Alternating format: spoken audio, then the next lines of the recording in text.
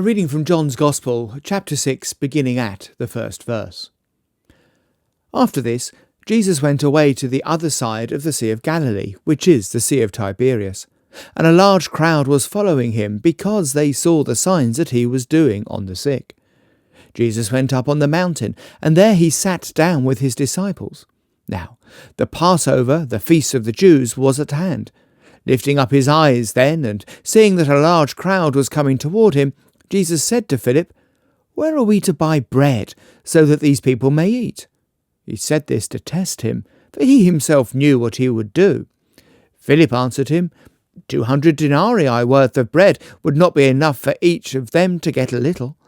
One of his disciples, Andrew, Simon Peter's brother, said to him, "There is a boy here who has 5 barley loaves and 2 fish, but what are they for so many?" Jesus said, "Have the people sit down." Now there was much grass in the place, so the men sat down, about 5,000 in number. Jesus then took the loaves, and when he had given thanks, he distributed them to those who were seated. So also the fish, as much as they wanted. And when they had eaten their fill, he told his disciples, "Gather up the leftover fragments, that nothing may be lost." So they gathered them up and filled 12 baskets with fragments from the 5 barley loaves, left by those who had eaten. When the people saw the sign that he had done, they said, "This is indeed the prophet who is to come into the world." Perceiving then that they were about to come and take him by force and make him king, Jesus withdrew again to the mountain by himself. When evening came, his disciples went down to the sea, got into a boat, and started across the sea to Capernaum. It was now dark, and Jesus had not yet come to them.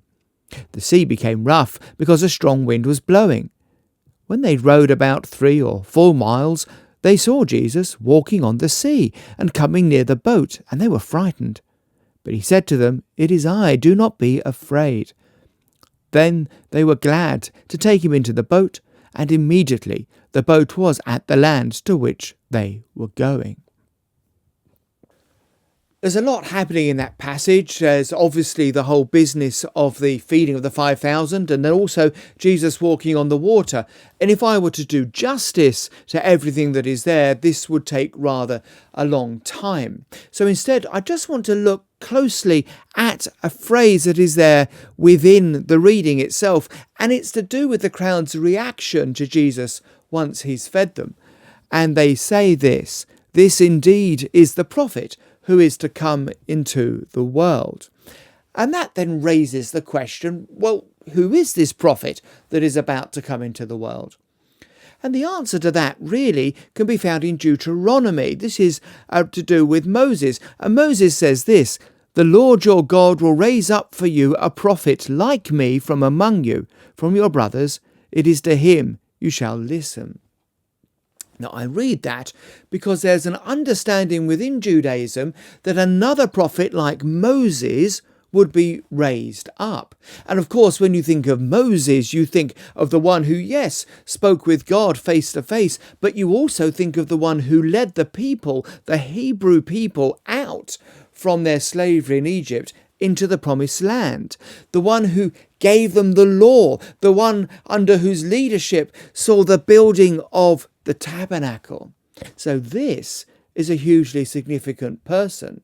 And so they saw what Jesus did, and maybe there were echoes in their mind of the feeding of the people in the wilderness with the manna. They thought that Jesus is this returning Moses. Jesus is this other prophet like Moses, and they want him to make him king. They wanted to make him king. And so he went from them. Now, why is this? Because after all, Jesus proclaims in Mark's Gospel his ministry as saying the kingdom of God is at hand.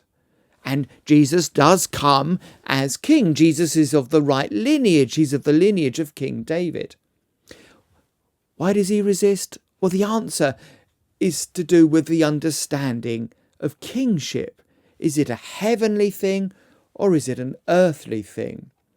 Remember always that the Jews at this time are under Roman occupation. They would like another leader like Moses, a great political leader, to set them free. But Jesus is not simply that. Jesus is a divine leader, a point he makes sharply in that passage following the feeding of the 5,000 as he walks on the water. So what is this kingdom then that Jesus comes, if it's not the kind of kingdom that the Jews had in mind at the feeding of the 5,000? Well, it's a kingdom of people who come under Jesus' reign. Jesus himself says to Nicodemus earlier in this gospel that you have to be born again to enter into this kingdom. So it's not simply a geographical area where a king sits upon the throne in Jerusalem, but rather it's made up of all of those who come under the reign of God. And that is true then, and that is true now. The kingdom of God is made up of those who see Jesus as king. And of course, to do that, you also have to acknowledge that you are not king. You have to take yourself off the throne of your heart and put Christ into that place. And by so doing that, you then commit yourself to live out the teachings that he gave us, empowered by his Spirit. You trust no longer in yourself, but trust wholly in him. So that's why Jesus resisted the move by all those who were fed by him to make him king, because they simply wanted an earthly and political king. But Jesus is much more than that. Jesus is an eternal and a heavenly king, one who would reign in your hearts. And the question, therefore, being begged by this passage is simply this: well, who is your king? Is it yourself, or is it Christ?